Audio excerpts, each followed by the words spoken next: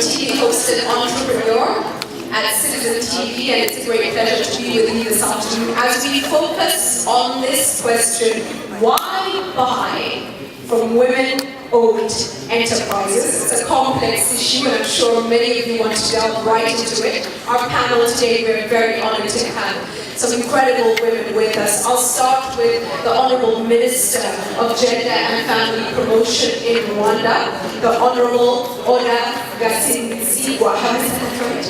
Thank you. Thank you very much. She has a rich background in development and has organized many things, including the returnees coming back, survivors of genocide, and women with jailed spouses. She's assisted them in development. She has also headed the Gender Monitoring Office, GMO, which is established by the Constitution of Rwanda. It's the first of its kind in the region and is mandated to monitor implementation of gender principles in Rwanda. And now, of course, she heads the Gender and Family Promotion Ministry. We move next to the lady seated right next to me, Professor Maggie Kigozi, who is the director of Pepsi Cola Franchise Board in Uganda. She's a medical doctor by profession, but has done numerous things, including being an entrepreneur, a businesswoman. She's a determined and passionate advocate who has fought tirelessly for women's economic empowerment in Uganda and in other parts of Africa as well. And she was formerly the director of the Uganda Investment Authority. She's also a member of the African Leadership Initiative, and it's a pleasure to have her with us as well.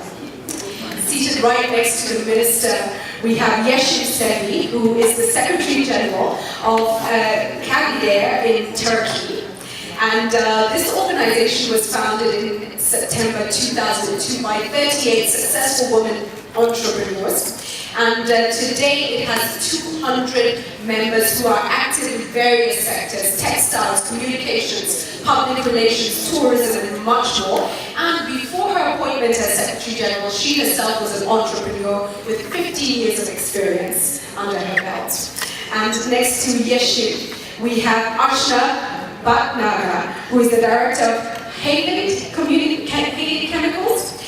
She's an entrepreneur with over 3 decades of experience, quite amazing. Founder and president of the Madhya Association of Women Entrepreneurs in India. Now, this NGO empowers women through entrepreneurship. She's also served on the National Task Force for Women Entrepreneurs for the Government of India. She's passionate about leadership and skills development. Going straight into this conversation, ladies and gentlemen, and just to put the issues in context, as it says in your programs, 1/3 of small and medium-sized enterprises in developing countries are owned by women. But I just wanted to put this in context by looking at an example of what happens in one of our countries, my country specifically, Kenya, where a 30% rule has been put in place for women and youth, where procurement, really, 30% should go to women, youth, and actually the disabled. Now, with that in place over the past year, the uptake has been 1%. 1% only. So, lots of questions there. Next thing, another African example. We're told 90% of food production on the African continent is done by women. And yet, women are locked into the micro level on a continent where we are food insecure. They're primarily in subsistence farming, locked into cycles of poverty.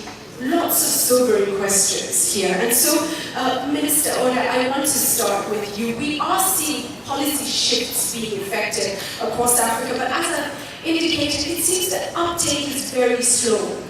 When we look at developing countries, what do we need to do to transform the situation? Please give us the context here in Rwanda. Where are you coming from, and what is the government doing to transform the situation for women-owned businesses? Thank you so much, Julie, and it's nice to have you in Rwanda. And thank you, my dear colleagues, sisters. I think this is a very interesting topic, because when we talk about economic empowerment, talk about women, it's like we're talking about twins, because there's no way we'll be talking about economies of our countries without talking how much our women are contributing. For Rwanda, I would say that one of the factors which we are seeing as a base on what we are talking today, on the success, is one, the legal and policy framework. Because you cannot have all this success without enabling environment which can contribute to all the support to these women to contribute to the economy. So in these 20 years, Rwanda has been struggling very much, make sure that there is a conducive environment for these women to come up and take over. Because we have more than 52% of our population are women. So what do you say if you have this percentage? I think in East Africa now we have around 60% are women. So you cannot ignore this part of the community. So we have come up with initiatives to make sure that women, not only in decision-making positions, but we are seeing them in the economic sector. And that is where we'll see the impact to their families, in education, in health, in nutrition, and at the family level. Thank you. I want you to give us some of the initiatives that have been most effective, some specifics, please. Yeah, one of the initiatives I would say is empowering these women by giving them capacities. We have the Women Chamber, a private sector and women chamber of entrepreneurs, and we have been giving them capacities to make sure that they come up and work towards business entrepreneurship. And today, our enterprises constitute more than 42% are women in these entrepreneurs. We also have come up with what we call savings and credit schemes, whereby today 46% of our savings and credit schemes at the grassroots level is owned by women. So this is helping our women to access credit and then contribute to the SMEs. More than 46% of our SMEs are women owned in these enterprises. Thank you so much, Madam Minister. We move now for the Indian context. So let me ask you this question, Archana. Why buy from women businesses? What is important about this whole issue? And what is happening in India, both at government level, but also NGO level, and you head one? What are people doing that is working? Why? Sorry. Why buy from women-owned enterprises? Because women are a part of society. If you buy from a woman entrepreneur, $10 worth, and she makes $2 out of it, she's going to spend $1.8 back into her family. She's going to be not only empowering her family, thereby she's going to be empowering the society. So that becomes a social angle that we talk about. But as women, believe me, I'm a woman entrepreneur, and as you said, 35 years I have been. I started from a time when I was thrown out by the bankers. They used to say, what do you know about business? Forget women entrepreneurs, the word entrepreneurship was little known. And I don't blame the bankers, because I didn't know the ABC of business either. No A of accounting, no B of business, no C of costing, but the will to do business was there. Okay? So what happens is, but buy from women-owned enterprises, because believe me, as of date, our quality is good. The products are innovative. The services are good. And above all, the transparency and honesty that a product or an enterprise owned by a woman is going to offer you, nobody else is going to offer you. The kind of commitment she has to her business. Because, I don't know about other countries, but in India, believe me, it is. At a micro or small level, if a woman fails once in business, she's forbidden to take the risk another time. She has to make it then. And we have to understand, as a private sector, if I would like to address, then why not buy from women-owned enterprises? If the products are good, the services are good, the costs are competitive. So given the last edge of benefit of when you have a choice between two, to encourage that. And coming back to the government policies, yes, I would like to state that in India, we do have, you were talking about a 30% reservation about procurement from women and youth.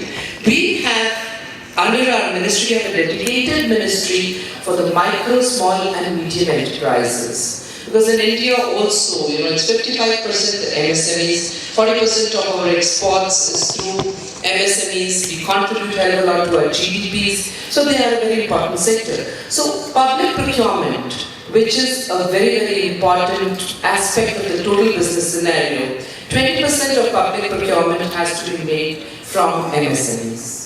We are trying to get a niche for women, a quota there. And I would say that ITC has been innovative. Do you know what the uptake is? Yes, I'd like to answer that question of yours, yes. Julie, I wanted to address that thing of yours. Whenever, because I am on quite a few policy making bodies, and maybe the bureaucracy hates me for it, I say, if you're allocating so many $1 million to a policy, please allocate 25% of that same for advertising that scheme.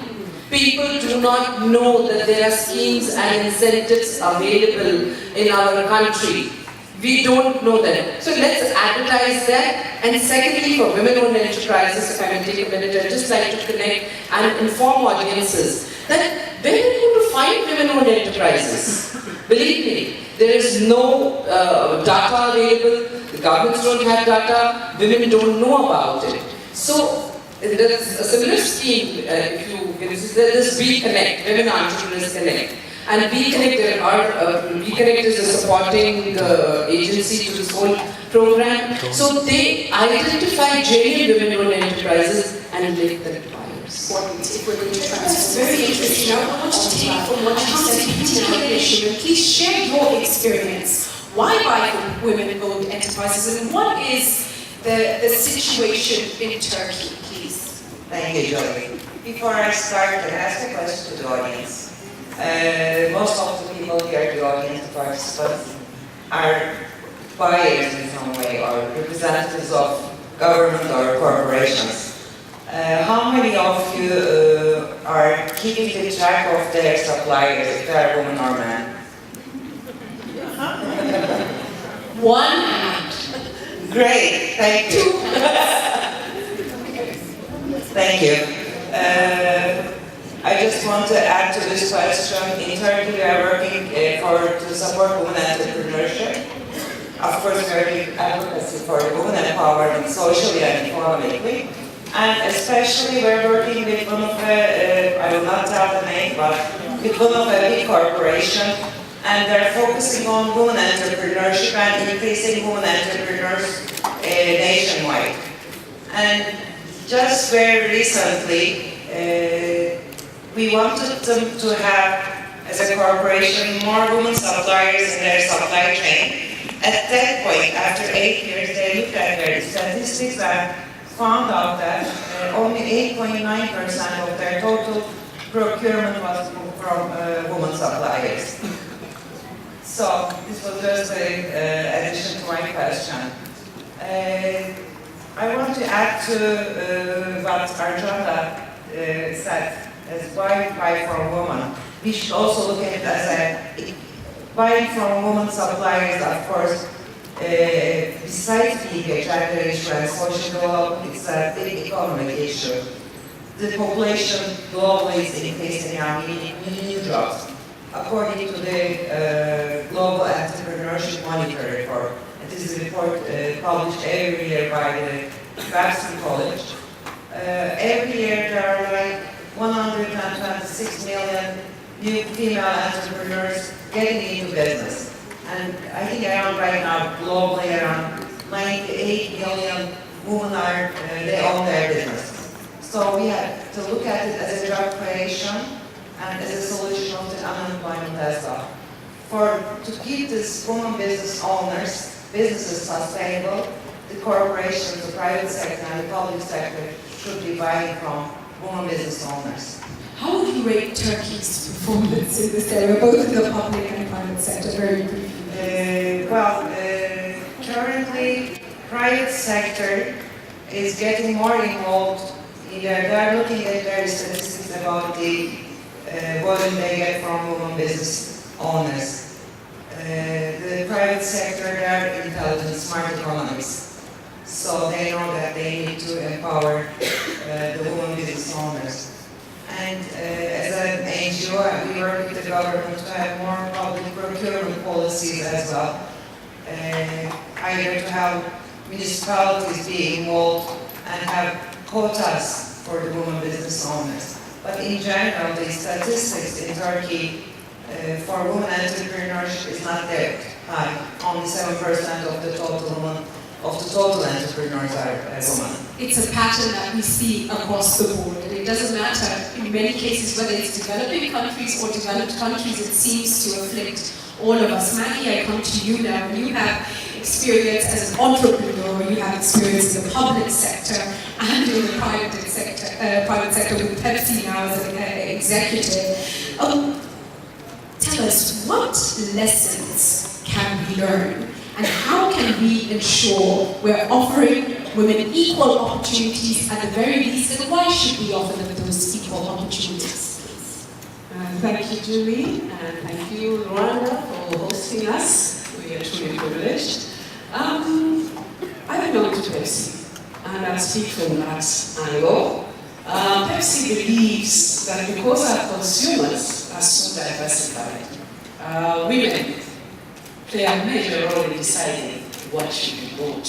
We believe our companies and our franchises should actually mirror their consumers. So if 50% of the consumers are women, then we should have the same. So we look at hiring women, we look at buying from women. And we do face some challenges, so what needs to be done? There's a lot that needs to be done. Our government has quotas. Unfortunately, the private sector, at least that I know about, there are no quotas for us. But we do what makes business sense. Now, to any intelligent corporate, it makes business sense to buy from women. And why? Because women will ensure that the family is stronger, will ensure that communities are stronger, that we move up into a middle-income country. If the money is with the women, it will be spent where it should be spent. Whereas, yes, we love our brothers very much, but sometimes yes, they don't have to make less important issues.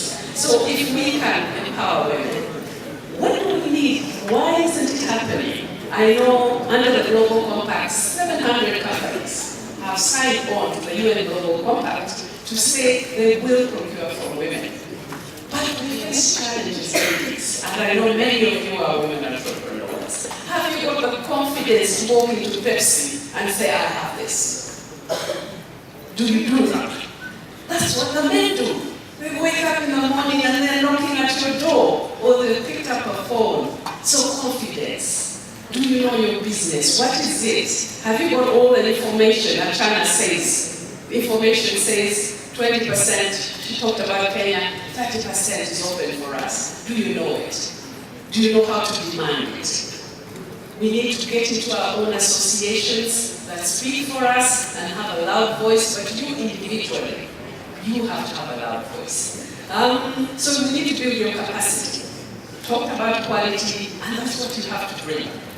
There's no company that will, Pepsi sets standards, very, very high standards. So unless you bring in the sugar that is refined, that actually is that standard, I cannot buy it. As a corporate, they cannot buy substandard products. So standard, absolutely key. Do you know about it? Are you up there? Branding.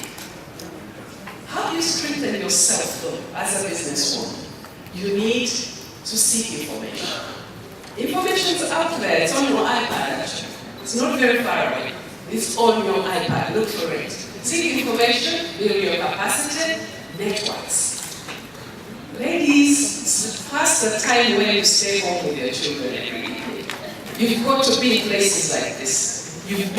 got to talk to your fellow women. You've got to talk to the businessmen. That's where business is, right? Are you networking? Are you mentoring the young? Is my granddaughter going to be like me? I'm not happy with me. I know you put me out here to speak to you. I could have been so much better. Given more opportunities earlier. So is my granddaughter going to be like me? I'm expecting you to change the status quo.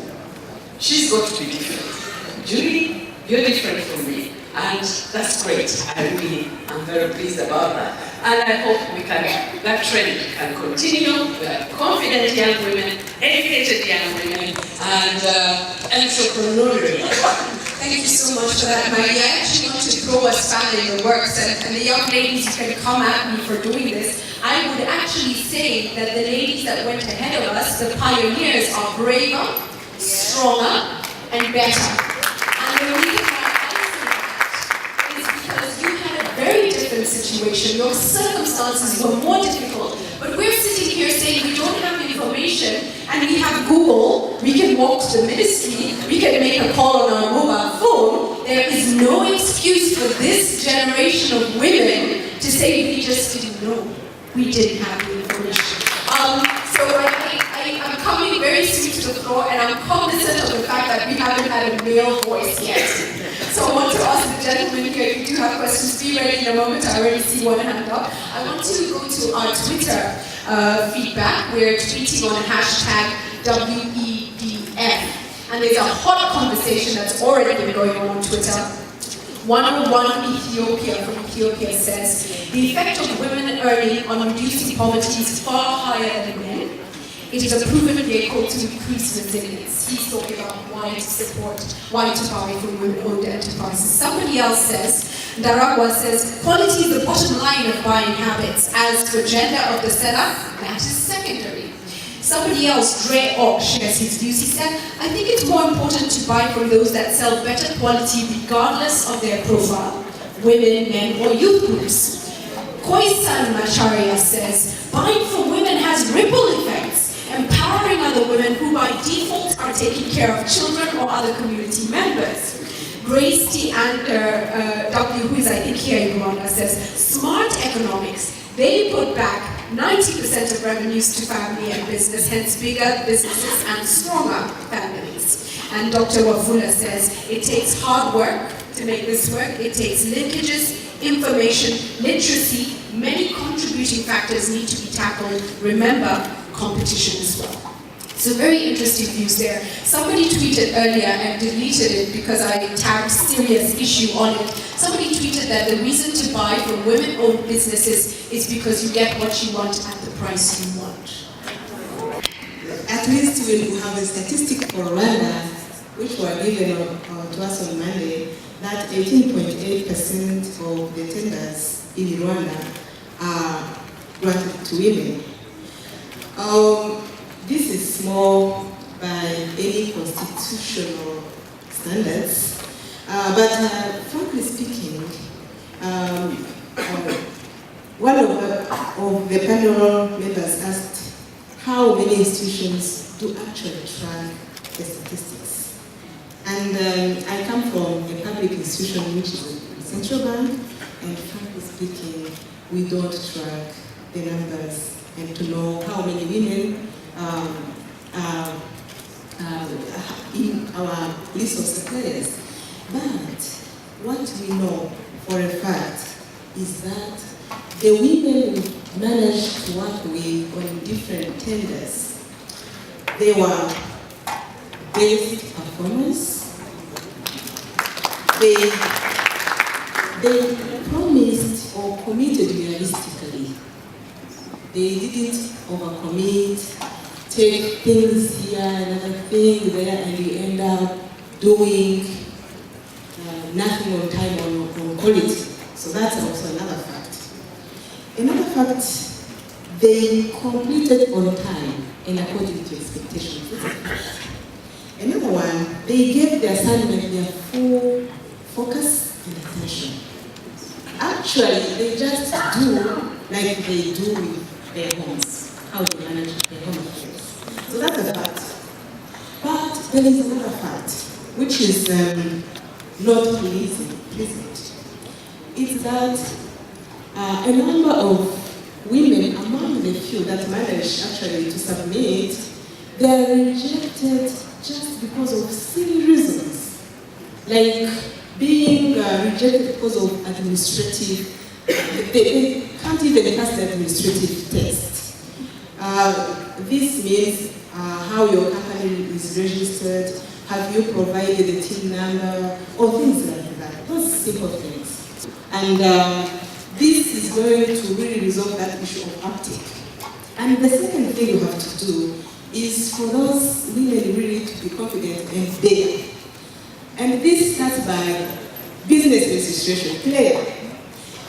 Can our women register, I'll say boldly, on the list of the activities they register to do, you find limited scope of activity, so that they cannot even submit, for instance, for construction or for something that is big. So you find construction, energy, oil. Exactly. So maybe they need to dare and be bold when they register their business and put on the list a wider and bigger things. And another thing is to subscribe to newspapers and visit the websites. We have the DigiMarket website where all the markets, all the tenders are posted. Maybe that's also something to do. There is also this issue of joint ventures as a method of procurement. This is when you cannot submit on your own because you don't pass that administrative test, but when you come together with someone senior that has been in that business for long, then you submit as a group and you understudy them, and by the time maybe after 2 years you'll be able to fly on your own. So that's something very important. But also there's something that institutions have to do. That's what I see from our end as institutions. I think our procurement teams, actually starting by our procurement policies, we need to focus more on the third phase of acquisition planning and market research. You need to know what is around, and you need to know how to describe what you want so that you really create room for what is available there for the women to supply. So go the extra mile. And you need to package it so that you exclude unnecessary competition. So you have really to be very focused. I always give an example of procuring bags for a conference. When you say you want conference bags, then any conference bag can do. But when you say, maybe I want a conference bag that is handmade, it's different. So then you know that you're narrowing and you're focusing on things that are going to add value. So that's maybe what I say. Thank you so much for that, Monique. I really appreciate it. I'm sorry, I disagree. And just do that, I'll just give you a small example. That we are all desperate for business. I'm into manufacture of green cleaning chemicals. In Bangalore, there is a customer of mine who was huge. And when he approached me, I was like, oh my God, he's approaching me. But when it came down to the procurement, we realized that they're asking us impossible prices. Impossible. So I said, no, we can't do that. And I was opting out of that contract. But the CEO called me up and said, Archana, you have your company as an entry point. Take this entry and we will talk about it later.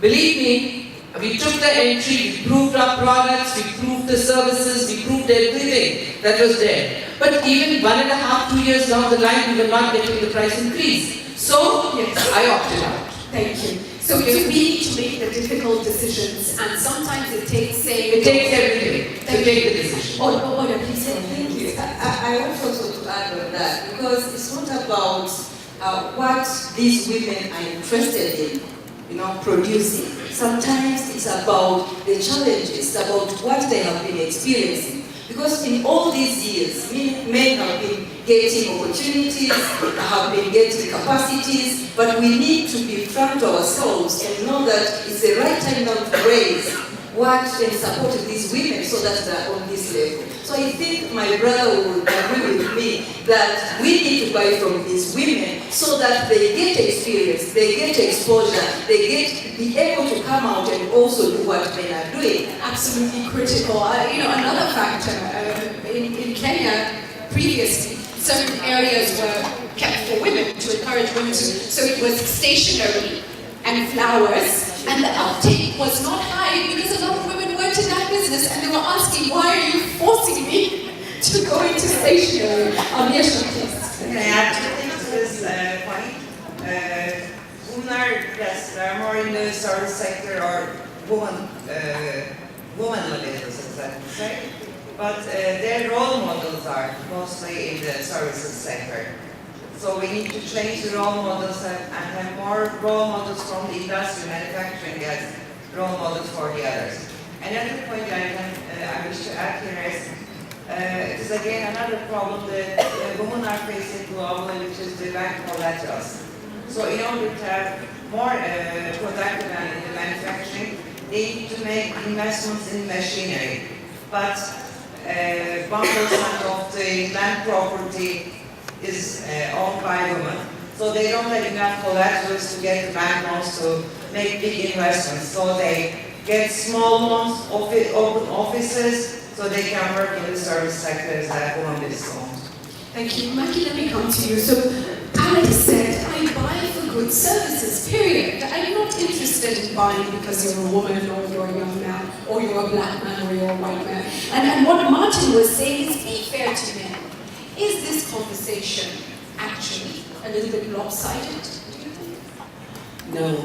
Looking at the figures and looking at how much is procured, out of the billions and billions of dollars that government spend on procurement, overall less than 1% is with women-owned enterprises. If you're now looking at the dollars, when you go percentage, you sound much better. Because I can say, 18% of the tenders, but those tenders were for roses and small things. What was the value? And that's my problem as Pepsi, because I buy concentrates from PepsiCo. I buy sugar from big companies. So when I tell you I bought from women, it's still a small amount. Now we need to change that. My appeal is to you, the businessmen here, the corporates in this room, the governments in this room. You need to rethink how you're doing business. Women can be very, very good. And we've seen very, very good women. But there are some things they didn't get that you got in the past. You are entrepreneurs, you were trained, you've been working in banks, you have experience, they do not. Are we going to wait 40 years for them to catch up? Because we are catching up very, very slowly. It will take another 50 years. Or can we do it in a few years? And our recommendation is we can do it with affirmative action. Look what we did. Oda is a minister. Would she have been if we had allowed her to just compete against the men? Maybe one or two of them, not very many. But now we have, what, 50% in Rwanda, 30% in Uganda? Affirmative action. Same thing with procurement. We are working with ITC to come up, to work with you, to look at the procurement policies that are so complicated. They are so complicated even for the big corporates, even for the men, government. This process needs to be simplified. I believe complicated strategically. It is intentionally complicated, but that's another debate. There was a hat here, yes, the lady in blue, please, where is the mic? And the lady at the back as well. If you could move as quickly as possible. There's a lady in blue on the second row. Thank you very much. Again, I'll ask you, please be as brief as possible so we can get as many comments as possible. I want to suggest that... please introduce yourself. Okay, Evelyn Obidike from Nigerian Exports Promotion Council. I believe that the government should have the gender dimension for procurement.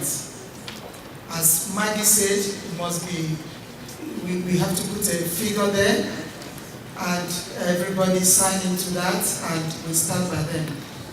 Just lastly, the women themselves have to be trained.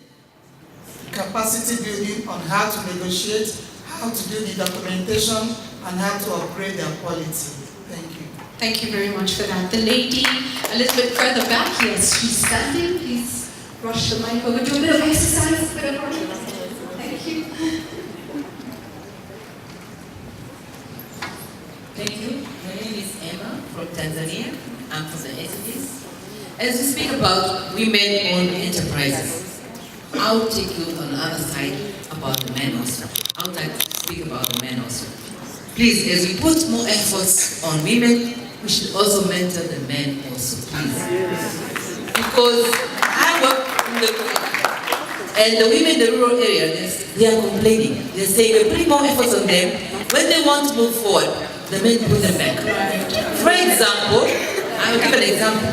There was a family that wanted to buy a fridge in the village and to sell ice, I don't know what you call it, ice cream, whatever, frozen things. The man refused completely because he believes if the woman has a fridge in the house, people will be coming to the house to buy things. Even male will be coming to buy things from the house, and he will not be secured. These are things I would like to add. Critical issue, thank you. I think it reflects across the board as we empower the girl child. Hand over here, gentlemen in glasses, please. Thank you very much. To come up in all our discussions, and that is the very special characteristics that women have.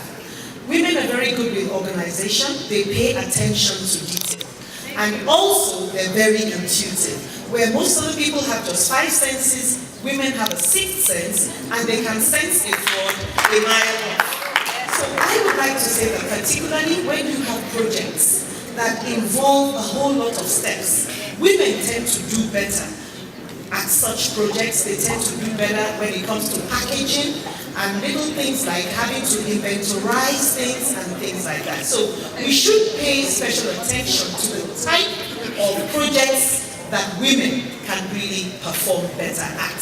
Thank you so much. File? Yes, file. Actually, Monique told us, according to their information, the exact point you have raised, that women are very good at delivery, they are very good at detail, so we'd love you to share that information, I think, with us all, Monique, because it means it will be something we can rely on in more of these conversations, some facts and some research. Yes, the lady in the red, right here at the front, thank you, and you are the final audience member to share your views. From Nigerian Export Promotion Council.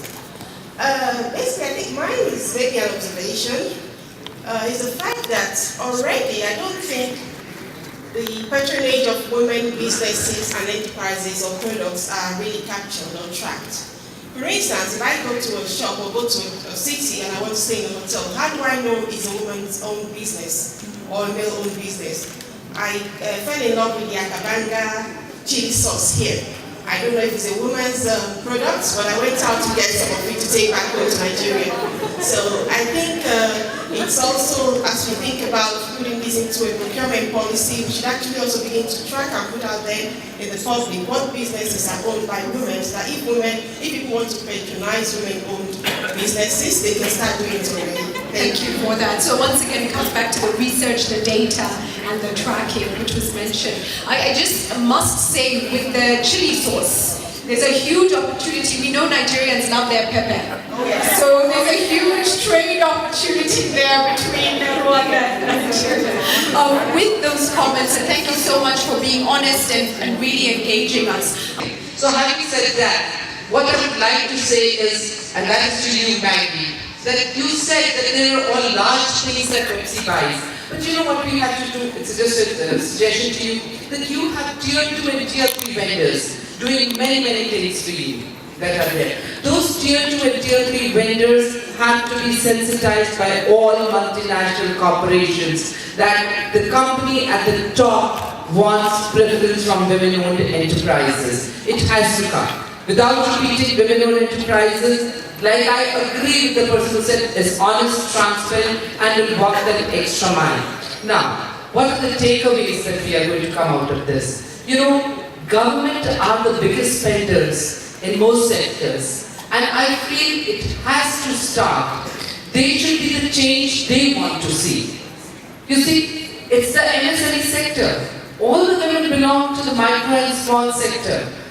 Why? Why are we not seeing? There are gentlemen who are asking that why should we, the men equal it's positively men equal. But you know, women have limitations to access to finance. Why don't you see women into large industries, whereas you see men into large industries? Because the banks, the financial institutions, the system believes in something which more a man does. And the women have challenges. They cannot network over drinks, over cigarettes, over things.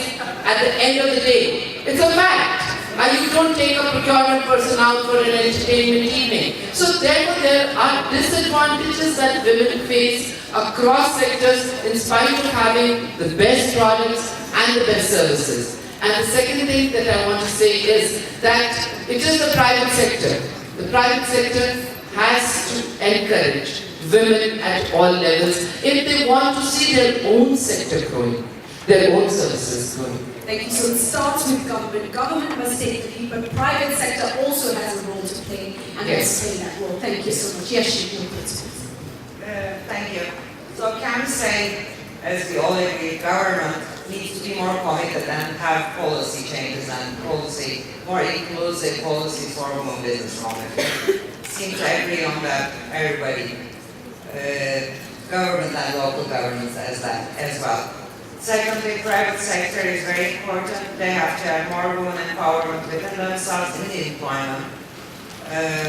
Because women business owners is an entrepreneurship. So women need to be more in education and more in employment to become successful entrepreneurs. And private sector is a big source for women's procurement sources.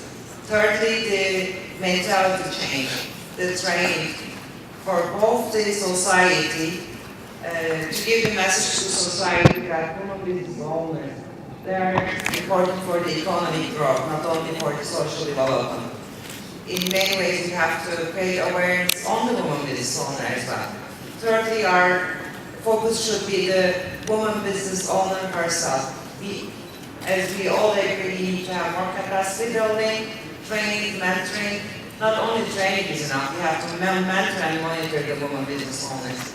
And they need to network more and more among themselves and among the other business owners, the business society. There was an example about the tracking of the corporation. I want to add an example from Turkey. One of the biggest retail groups, they're buying zillions of items nationwide, and they have 311 suppliers. They made an analysis and 73 of these are women. So they made an evaluation of all the suppliers, and it turned out that the 73 women suppliers are better in delivery, better pricing. I will not go into pricing, but packaging and most of the items. So they decided to develop their capacity by giving different trainings and by introducing these women suppliers to other corporations. So tracking and data, we don't have factual data. Who is the woman business owner and much is supplying? So thank you for that, because that question of quality always comes up when we mention businesses. It's almost an assumption, women businesses, it's always an assumption that there's a problem with quality, whereas what you're finding in the research is actually different. Thank you so much for that. Please,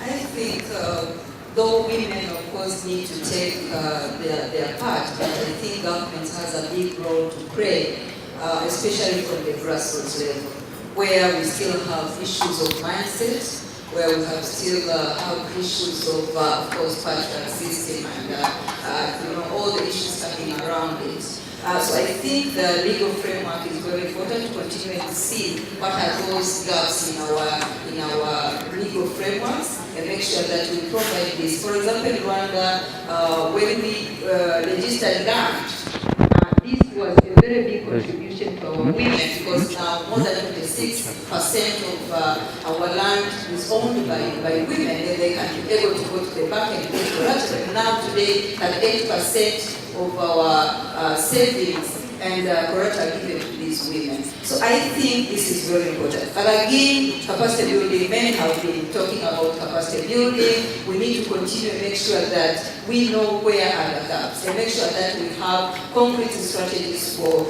empowering these women. Affirmative action. Affirmative action, when we talk about this, that's when we could hear people saying we're talking about women, we want to go, but I think in one way we need to continue doing it until we have women at the level. Level the playing field, that's all we're talking about. Thank you so much, Maggie. Thank you. My message to the men in the room, we are here and we are here to stay. There are numerous opportunities, as Claire will tell you. There are opportunities in every sector, in all the value chains in our countries. So women are not going to fill them up so that there's nothing left for the men. Would you work with us? Allow us into the space, buy from us, and do business with us. Bank us, give us money. To the ladies, you have the next generation that's in your hands. What kind of men are you creating? Similar men to the one in your house? Or do you want one that you actually don't get good ones in the house? Many people have good ones, that means create other good ones. So you are the young ones. What about the girls? You are the ones that create the girls that we do not want to see. The girls that lack confidence, the girls that cook, the girls that are in the gardens, you create those ones. What kind of girls are you creating for us? We want girls that are confident, that are going to attack the banker. Go to Monique and say we have no access to credit. You have government helping you. Really. They've put the policies and they have what they call trade support institutions. I worked for one for nearly 12 years. And at the beginning, there was not a single woman licensed project at the Uganda. I actually had to go out of my way, and the women here will tell you that they're in this room, and say, women, come. Right? By the time I left, we had 500. Now, Claire, RDP, do all these women register with you? They do? Some. Not all of them. Ladies, register. Alright? Demand your rights. Go to RDP, say, I'm supposed to get incentives. Where are they? You don't, you're scared. Claire's a lovely young lady. Why are you scared? Yes. So, ITC is working with us. We want to ensure, ladies, so get yourself ready. Are you ready to supply to Coca-Cola? Lovely company. Coca-Cola has excellent projects for women. And they're here, they're in all our countries. MTN, excellent projects for women. They really would love to buy from you. Are you ready to sell to them? Are you ready? Seriously, I want you ladies to go home and write it down and put it on the wall and ask yourself, are you ready? We are socialized to take the back seat. It happens across the globe. And so we have to re-socialize ourselves and our men as well. And I take this quote from somebody who was speaking yesterday on a similar panel. It takes enlightened men and brave women to change the world. So women, be brave, men, be enlightened. And let's transform our communities. I want to thank you so much, Archana. I would let you, but we've gone over our time. I'm so sorry. 10 seconds, literally. See, all I want to say was this WEF, where we have all collected together, is one of the most wonderful forums. People are tracking in the feedback form the dollars of business we've done. We've done business in dollars, but I want that the untraceable millions of opportunities that ITC has given through the WEF, the contacts that we have made, and what we're going to work on in future, I think is one of the last parts that I thought that the organizers needed to know from the side of the women entrepreneurs. And if everyone agrees with it, please a clap for ITC.